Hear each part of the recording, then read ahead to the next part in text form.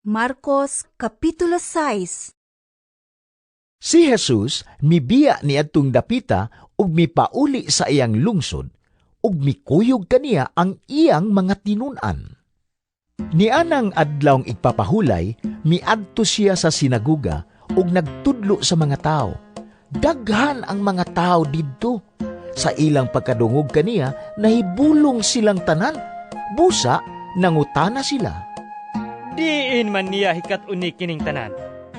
Unsa mang matanga sa kaalam kining nabatunan niya. O giunsa man niya paghimog mga milagro. Dili ba siya mauman ang panday nga anak ni Maria o igsuon nila ni Santiago, ni Jose, ni Judas ug ni Simon? Dili ba ang iyang mga igsuong babay ani aman dinhi magpuyo? Tungod ni ini, wala mutahod kaniya ang mga tao. Ug miingon si Jesus kanila. Ang propeta gitahod sa tanang dapit. Gawas lang sa iyang kaugalingong lungsod, mga kadugo ug banay. Wala siya makahimog milagro didto gawas sa paghikap ni adtong pipila ka masakiton ug sa pag-ayo kanila. Natingala siya sa pagkawala nila'y pagtuo. Unya, miadto si Jesus sa tanang kasikpit nga balangay ug nagtudlo sa mga tao. O gitigom niya ang napulog duha ka tinun-an o gipadala nga tinagurha. Unya, iyang gihatagan sila og gahom sa paghingilin sa mga yawa o giingnan sila. Ayaw kamo pagdalag pagkaon, ubag, o kwarta, o bisan unsa gawas lamang sa sungkod. Pagsandalyas kamo, apan ayaw pagdalaglaing biste gawas sa inyong gisulob. Miingon usab siya kanila, Sa inyong pag-abot sa lungsod, adto sa kasabalay sa nagdapit kaninyo, ug ayaw balhin sa laing balay, hangtod nga mobiya kamo ni anang lungsura. Kung may adto kamo sa usa ka dapit, diin ang mga tao, dili mo dawat, o dili mamati kaninyo. Biyai ka ng dapita, ug itaktak ang abog sa inyong tiil, ingon nga pagpasidaan batok kanila. Busa, nang lakaw sila ug nagwali nga ang mga tao kinahanglan maghinulsol sa ilang mga sala. Ilang gihinginlan ang daghang mga yawa o gihaplasa nilaglana o giayo ang daghang mga masakiton. Si Hari Herodes nakadungog ni ining tanan kay nabantog naman ang ngalan ni Jesus. May mga tao nga miingon, Nabanhaw si Juan nga magbubunyag. Mao kini ang hinungdan nga nahimo niya ang mga milagro. May miingon usab nga siya mao si Elias. Apan ang uban miingon, Propeta siya sama sa mga bantugang propeta sa karaang panahon. sa pagkadungog ni Herodes sa gibuhat ni Jesus, siya miingon, Siya mao si Juan nga magbubunyag nga akong gipapunggutan apan nabanhaw. Si Herodes mismo nagsugo sa pagpadakop kang Juan ug sa pagpagaid kaniya didto sa bilangguan. Gihimo niya kini tungod kang Herodias nga iyang gipangasawa bisan og si Herodias asawa ni Felipe nga iyang igsuon. Kay si Juan nagsigi man gud og badlong kang Herodes. Dili matarong nga makigpuyo ka sa asawa sa imong igsuon.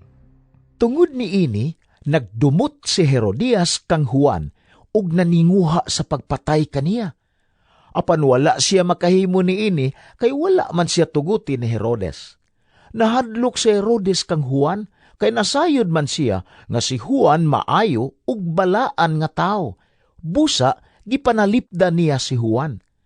Bisan tuod masamok ang hunahuna ni Herodes, inigkabati niya sa tanan nga isulti ni Juan, mamati gihapon siya kaniya. Sa katapusan, nakahigayon ragayod si Herodias. Sumad kadto sa adlaw na tawhan ni Herodes. Nagkumbira siya alang sa tanang kadagkuan sa kagamhanan, ingon man sa mga pangulo sa kasundaluhan ug sa mga inilang tao sa Galilea. Ang anak nga babae ni Herodias misulod ug misayaw ug nahimuot si Herodes ug ang iyang mga bisita. Busa ang hari miingon sa dalagita, Unsa may imong gusto? Ihatag ko kanimo bisag unsay imong pangayoon. ug nanumpa pagayod siya. Ihatag ko kanimo ang tanan nga imong pangayon. Bisan pag ang katunga sa akong gingharian. Busa, migula ang dalagita ug nangutana sa iyang inahan. Unsa may akong pangayoon? Ang ulo ni Juan. Mitubag ang inahan. Ang dalagita midali pagbalik ngadto sa hari ug miingon, Ihatag ka nako karon dayon. Ang ulo ni Juan diha sa bandihado. nakapasubo kini pag-ayo sa hari, apan wala siya makabalibad tungod sa iyang ipanumpa at tubangan sa tanan niya mga bisita. Busa, diha-diha nagsugo siya usa ka sundalo sa pagpunggot sa ulo ni Juan. Miadto ang sundalo sa bilangguan o gipunggutan si Juan. Unya, gidala sa sundalo ang ulo ni Juan nga gibutang sa bandihado o gihatag ngadto sa dalagita. Gihatag usab kini sa dalagita ngadto sa iyang inahan. Sa pagkadungog sa mga tinun-an ni Juan may tungod ni ini, miadto sila o gikuha nila ang iyang lawas o gilubong. Namalik ang mga apostoles kang Jesus o gisugilo nila kaniya ang tanan nilang nahimo ug natudlo. Daghan kaayo ang mga tao nga nagpulipulig pangabot ug panlakaw. Tungod ni ini, si Jesus ug ang iyang mga tinun-an wala nay higayon bisan gani sa pagpangaon. Busa, miingon si Jesus sa iyang mga tinun-an, Mangadto kita sa dapit nga awaaw, aron makapahulay kamog diyutay. Busa, nanakay sila sa usa ka sakayan ug nangadto sa usa ka dapit nga awaaw. Apan daghang mga tao ang nakakita sa ilang pagbiya ug nailhan dayon sila. Busa, ang mga tao sa tanang lungsod nanagan paingon sa dapit nga adtuan ni Jesus ug sa iyang mga tinun-an. Ug nauna pa gani sila pag-abot didto. Sa paggawas ni Jesus sa sakayan, nakita niya ang dakong panon sa katawhan. Naluoy kaayo siya kanila kay sama man sila sa mga karnero nga walay magbalantay. Gitudluan niya sila og daghang mga butang.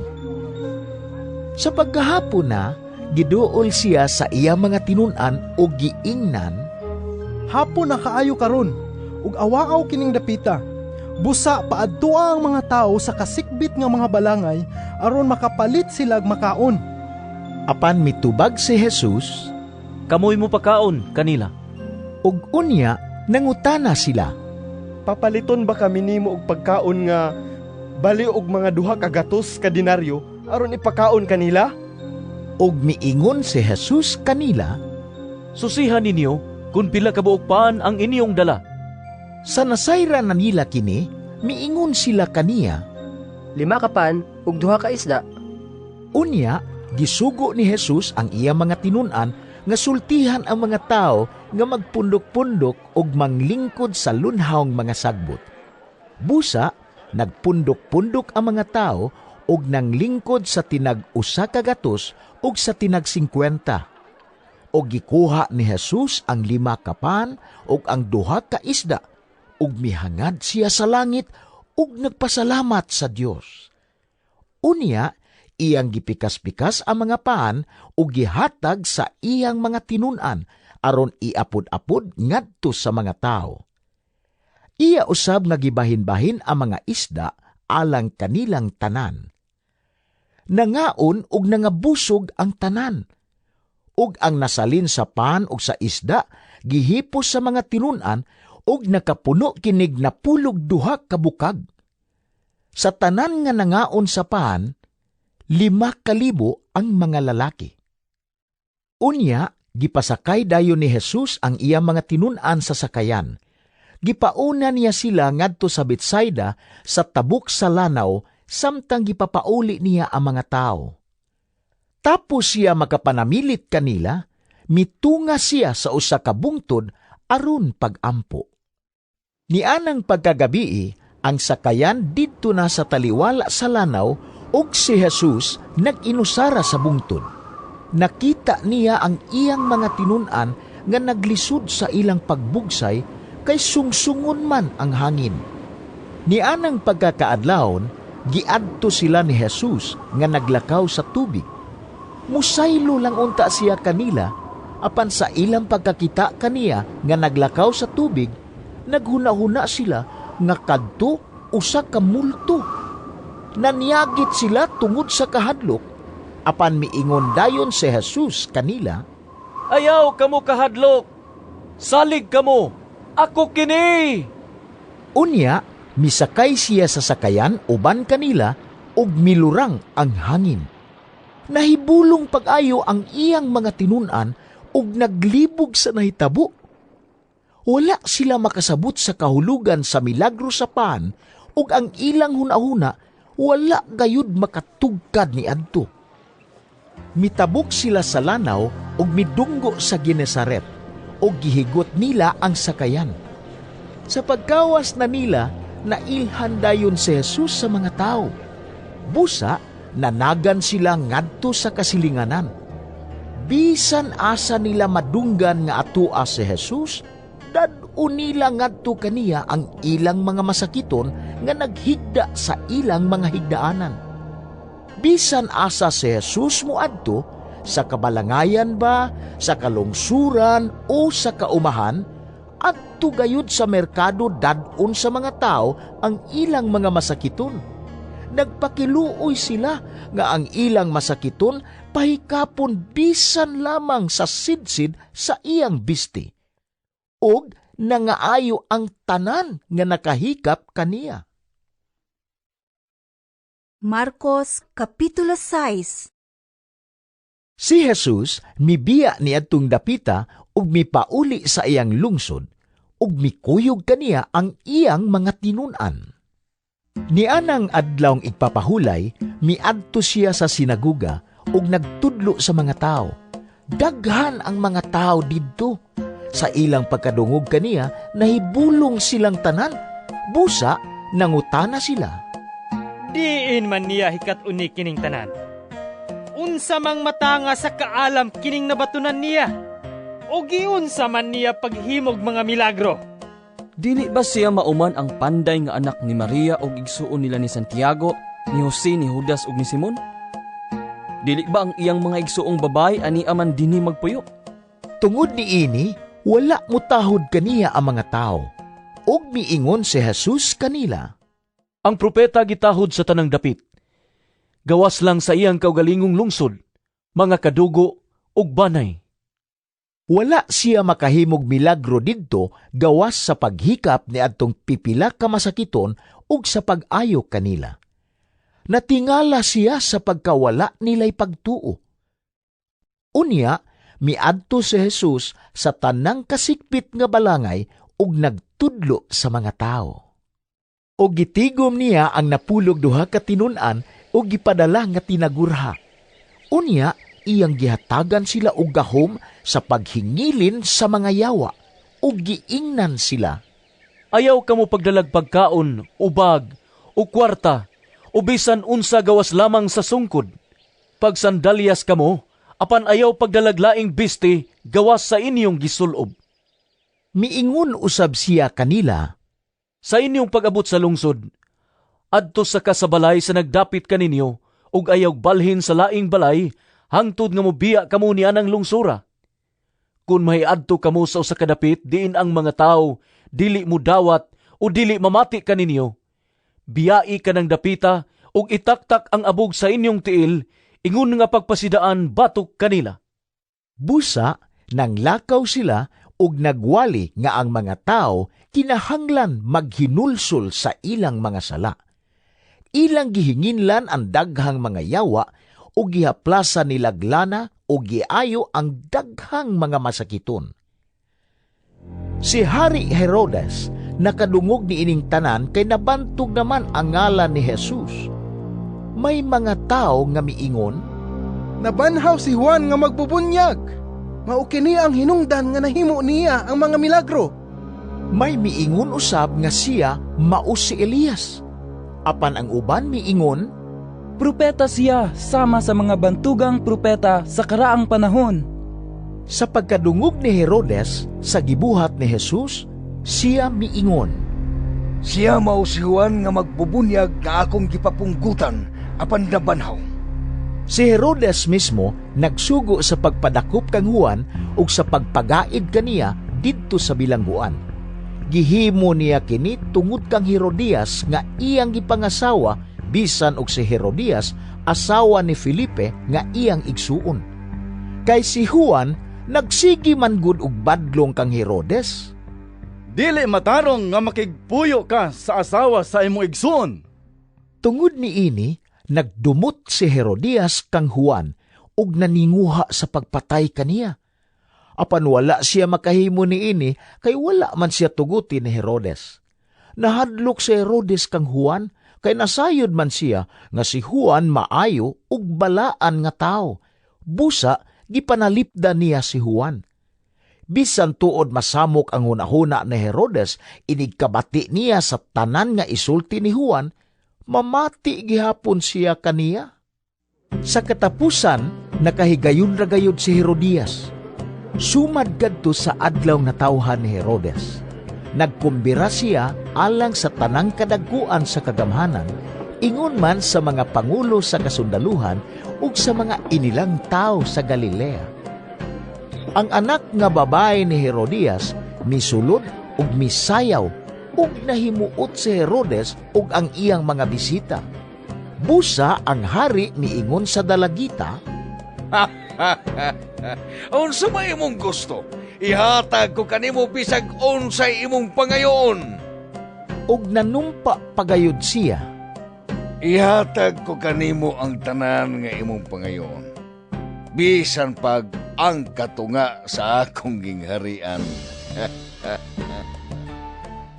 busa migula ang dalagita ug nangutana sa iyang inahan, Unsa may akong pangayoon? Ang ulo ni Juan. mitubag ang inahan. Ang dalagita midali pagbalik ngadto sa hari ug miingon, Ihatag ka nako karon dayon. Ang ulo ni Juan diha sa bandihado. nakapasubo kini pag-ayo sa hari, apan wala siya makabalibad tungod sa iyang ipanumpa at tubangan sa tanan niya mga bisita. Busa, diha-diha nagsugo siyag usa ka sundalo sa pagpunggot sa ulo ni Juan.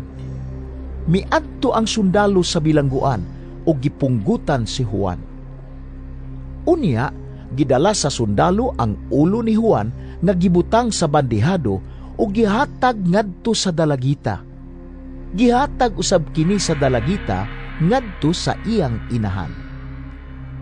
Sa pagkadungog sa mga tinun-an ni Juan may tungod ni ini, miadto sila o gikuha nila ang iyang lawas o gilubong.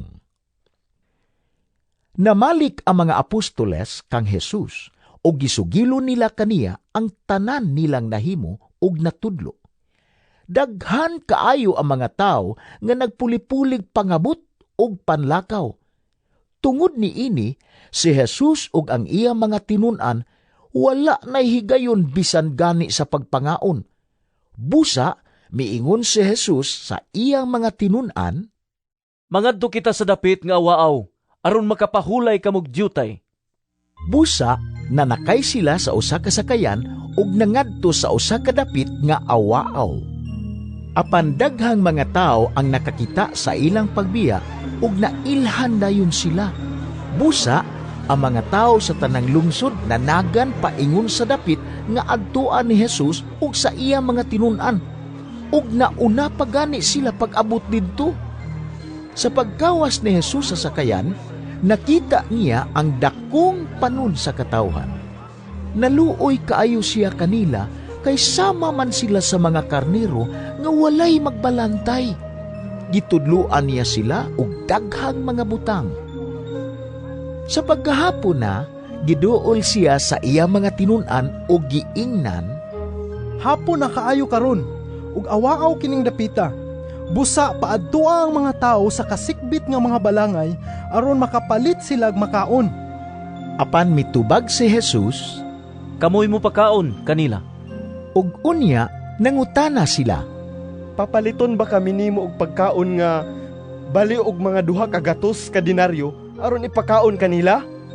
Og miingon si Jesus kanila, Susihan ninyo kung pila ka buok paan ang inyong dala. Sa nasayra na nila kini, miingon sila kaniya, 5 ka pan ug 2 ka isda. Unya, gisugo ni Jesus ang iya mga tinunan nga sultihan ang mga tao nga magpundok-pundok og manglingkod sa lunhawng mga sagbot. Busa, nagpundok-pundok ang mga tao og nanglingkod sa tinag 1 ka gatos og sa tinag 50. Og gikuha ni Jesus ang 5 ka pan og ang 2 ka isda ug mihangad siya sa langit ug nagpasalamat sa Dios. Unya, iyang gipikas-pikas ang mga pan ug gihatag sa iyang mga tinunan aron iapod-apod ngadto sa mga tao. Iya usab nga gibahin-bahin ang mga isda alang kanilang tanan. Nangaon ug nangabusog ang tanan.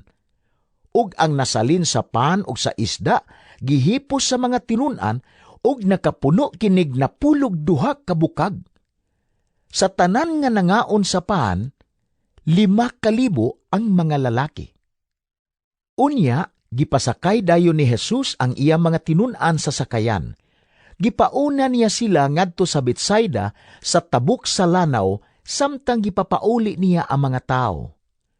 Tapos siya makapanamilit kanila, mitunga siya sa usa ka bungtod aron pagampo. Nianang pagkagabii, ang sakayan didto na sa taliwala sa lanaw ug si Jesus nag-inusara sa bungtod. Nakita niya ang iyang mga tinunan nga naglisod sa ilang pagbugsay kay sungsungon man ang hangin. Nianang pagkakaadlawon, giadto sila ni Jesus nga naglakaw sa tubig. Musaylo lang unta siya kanila, apan sa ilang pagkakita kaniya nga naglakaw sa tubig, naghuna-huna sila nga kadto usa ka multo. Nanyagit sila tungod sa kahadlok, apan miingon dayon si Jesus kanila, Ayaw kamo kahadlok! Salig kamo! Ako kini! Unya, misakay siya sa sakayan uban kanila ug milurang ang hangin. Nahibulong pag-ayo ang iyang mga tinunan ug naglibog sa nahitabo. Wala sila makasabot sa kahulugan sa milagro sa pan ug ang ilang hunahuna wala gayud makatugkad ni adto. Mitabok sila sa lanaw ug midunggo sa Genesaret ug gihigot nila ang sakayan. Sa pagkawas na nila, nailhan dayon si Jesus sa mga tao. Busa, nanagan sila ngadto sa kasilinganan. Bisan asa nila madunggan nga atua si Jesus, dad-o nila ngadto kaniya ang ilang mga masakiton nga naghigda sa ilang mga higdaanan. Bisan asa si Jesus moadto, sa kabalangayan ba, sa kalungsuran o sa kaumahan, adto gayud sa merkado dad-on sa mga tao ang ilang mga masakiton. Nagpakiluoy sila nga ang ilang masakiton pahikapon bisan lamang sa sidsid sa iyang bisti. Og nangaayo ang tanan nga nakahikap kaniya.